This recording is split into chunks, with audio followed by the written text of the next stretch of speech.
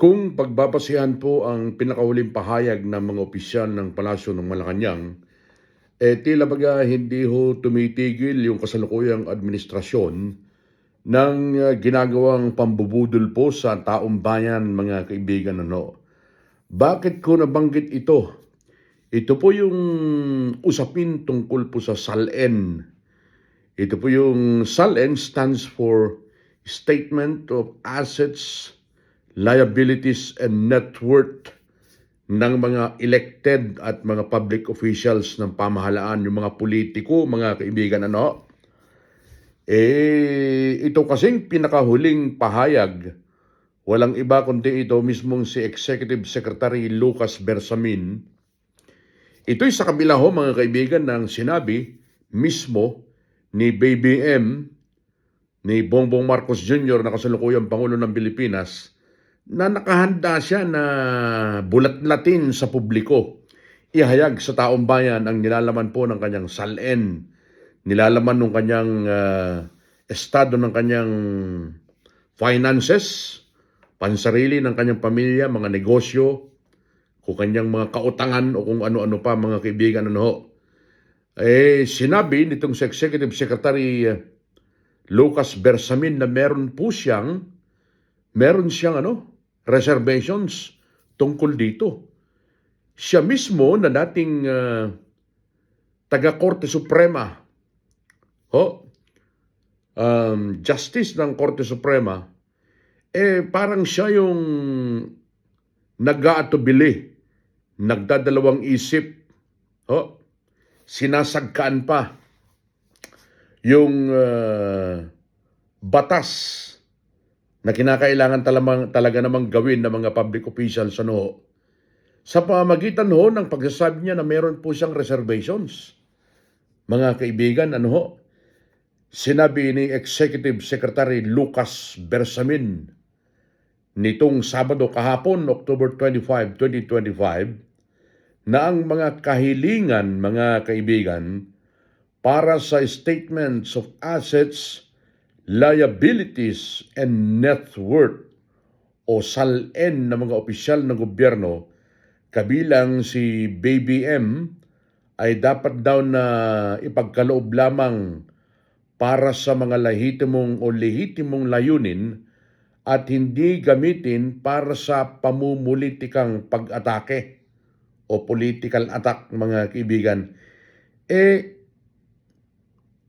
Naungkat itong pagkakaroon po ng SALN dahil naman dun sa ongoing na investigation ng ICI, kaugnay nga po nitong kontrobersya ng flood control projects na marami hong nagnakaw ng mga pundo dyan, mga kaibigan.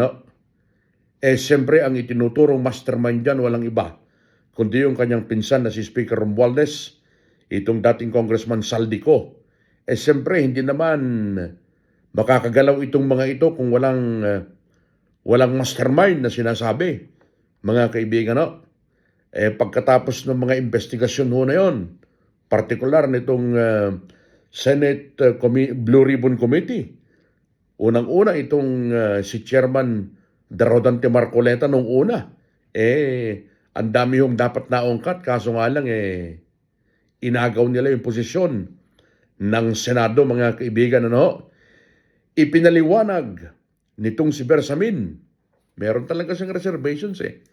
Yan ang inaabangan ng tao. Bakit mo naman sasagkaan, Ginoong Bersamin?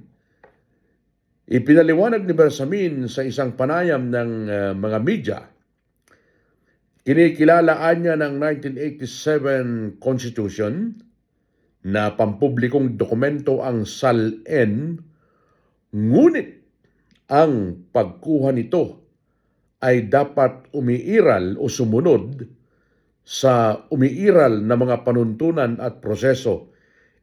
Kung tama naman yung proseso, bakit mo sasabihin at magkakaroon ka ng reservation tungkol dito? Tama naman yung proseso.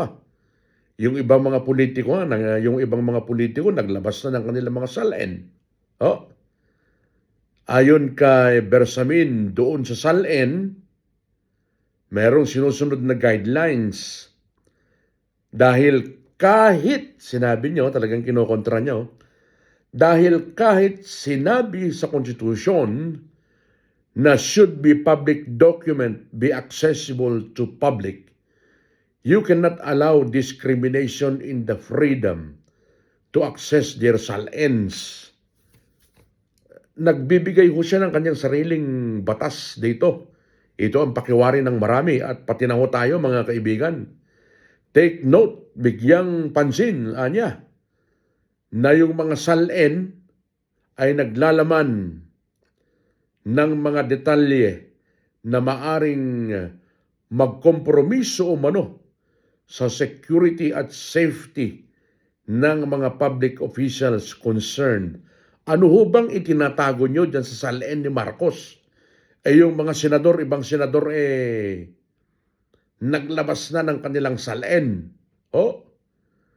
Our existing rules, anya pa, apply that access to SALN should have a good reason. Alam nyo, parang ginagawa niyang mahirap na unawain ng taong bayan ito Pero maliwanag ho naman dyan. Meron nga ho tayong umiiral na Freedom of Information, di ba? FOI. Nung panahon pa ni dating Pangulong Rodrigo Duterte. Parang katulad din nito. Bakit parang may reservation ka, Ginoong Executive Secretary? Magugunita mga kaibigan na muling lumutang ang panawagan para sa SALN ng Pangulo matapos maglabas ng kanilang SALN ang ilang mga mambabatas, partikular na mga senador, sa gitna ho naman ng mga isyu ng korupsyon na may kaugnayan sa mga proyekto sa flood control. Di ho ba? Bakit parang tila sinasala at ini-screen, naglalagay ho ng disgusto, hindi free-flowing yung dapat na malaman ng taong bayan na impormasyon kung gaano kayaman ang kasalukuyang presidente ng Pilipinas, dumoble ang yaman ba niya, umigkas, bigla, papataas ang yaman niya nung siya ay naging Pangulo ng Bansa. Nauna rito ay inalis po ng kasalukuyang ombudsman ni Boyingying Remulla ang ilang limitasyon sa pag-access ng SALN na ipinataw ng kanyang sinundan o predecessor na si Samuel Martires. Subalit saklaw lamang nito ang mga opisyal na nasa jurisdiksyon ng ombudsman. May sariling pagpapasya pa rin ang mga miyembro ng Kongreso kung ilalabas nila ang kanilang SALN. Nagbabala din mga kaibigan. Yung nagbabala parang nananakot pa Binalaan din ni Bersamin mga kaibigan ang paggamit ng SALN upang gipitin o isapubliko ang personal na impormasyon ng mga opisyal at iginiit na ang dokumento ay ginawa upang itaguyod ang transparency, accountability at para hindi siraan o para siraan o atakihin ang sinuman.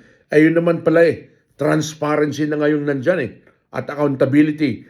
Bakit mo pa nagbibigay ka ng reservation o kumbaga parang alumpihit ka pa, nagdadalawang isip ka pa na gawin ito ni BBM mga kaibigan, Sabi pa niya na we must not forget that cabinet secretaries are entitled to security and privacy.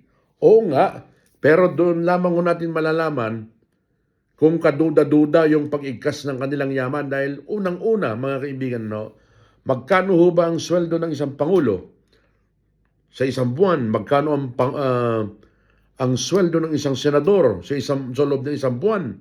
Sweldo ng Vice President, sweldo ng mga kongresista, governor, down the line. Kung walang ganitong batas, na kailangang makita ng taong bayan o isa publiko ng mga opisyal ng kanilang SALN, hindi natin malalaman kung sila nga po ay nakikinabang sa mga proyektong ghost projects katulad ng flood control. Diyan mo makikita yan yung magiging barometro kung ito ba yumaman bigla dahil sa mga proyekto. Wala naman negosyo ta. At kung ang pagbabasehan mo ay ang sweldo lamang niya buwan-buwan, mahirap po magkaroon ng multimillion piso yan sa kanyang bank account. Mga kaibigan, ano? So yan ho yung pinupulaan natin dito dahil 2 beses na binanggit nitong si Baby M. Kamakailan lamang, mga a week ago, nung pinag-uusapan nga po itong SALN o itong flood control projects, nababanggit yung tungkol sa pagsasapubliko sa kanilang SALN, sinabi ni Baby M na willing siya. At matatandaan na noong 2022, sinabi rin niya na he was willing to show his SALN. Yun nga lang. But it could be used for political purposes. So kung hindi ho ito mangyayari, mga kaibigan, anong iisipin ng tao? Anong isipin nyo? Anong isipin ko? Panibagong pambubudol na naman ho sa taong bayan ito. Ikaw ay bigkas ka ng bigkas. Mga namumutawi sa labi mo, kabalintunaan naman sa inyong ginagawa, pambubudol talaga yan, mga kaibigan, ano? Dapat kapag isinapubliko mo yung SALN mo, Pangulong Marcos, dapat willing ka na rin sana, yung matagal ng kahilingan ng marami, na magpa-hair follicle test ka na rin. Para ho, once and for all, malaman ng taong bayan na hindi ka drug addict katulad ng sinasabi ng marami. Na ang Pilipinas ay walang presidenteng bangag. Bakit hindi mo patusin yung hamon sa'yo na magpa-hair follicle test ka? So sana sunod-sunod na ho yan, mga kaibigan, para malinis na rin yung iyong pangalan at tumigil na rin yung mga bumabanat sa'yo. So, abangan ho natin, mga kaibigan, no? Kung hanggang saan na naman makakarating ito. Makikita ba natin ang yaman ni BBM o mananatiling nakatago lamang ito? Sa mga hindi pa po nakakapag-subscribe sa atin po namang YouTube channel ng Radyo Pilipino UK, kahit isang subscription lamang po, maligayang maligaya na tayo. Saan man po kayo naroroon, isang mapagpalang araw po ng linggo sa inyo. Bye!